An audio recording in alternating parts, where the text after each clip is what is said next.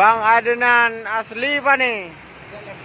Jalan Bideng Sawang. Kubur tujuan jauh lu sama me bang? Ya menempa upati. Nah menempa kau upati.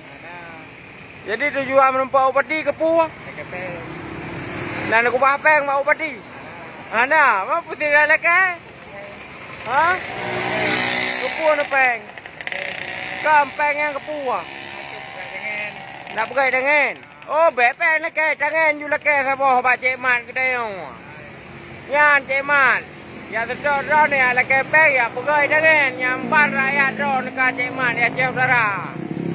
Yan cijo dengan sabo. Nah, inan.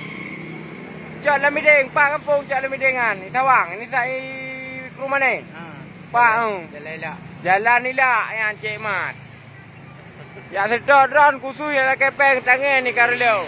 Nyamban rakyat drone ya Aceh Utara Kamara Marian. Nah ni fikir. Jadi nak menempat Cik Mat. Padu ro nak kaileu.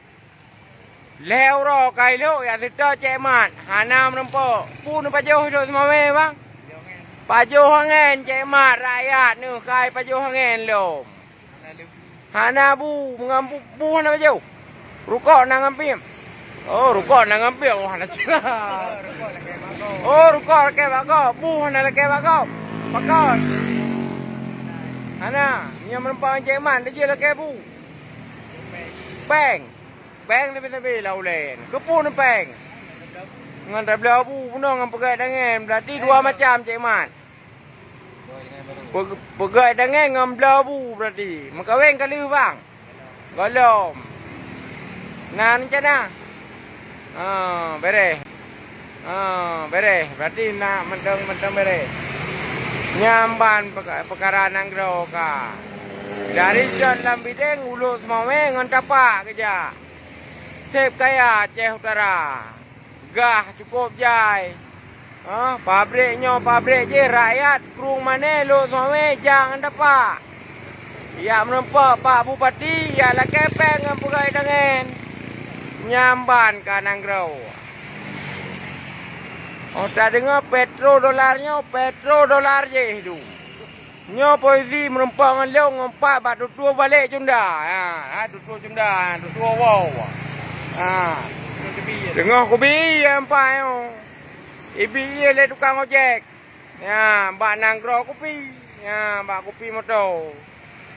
Ya, ban perkara ka.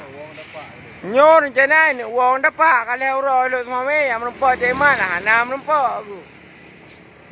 Kiban, sona solusi nyo hana ngawal lom ke rumah ni. Ilung hana ngaranyo. Dua RBT buat. Mio nana solusi yang empat posisi pah bak nanggro kopi. Ya, ban perkara ka. Rakyat. Ya, fikir corona tapi. Rakyat kabeh du ngan dapat aja dari ke rumah ni. Hana sayang ni orang foto lo.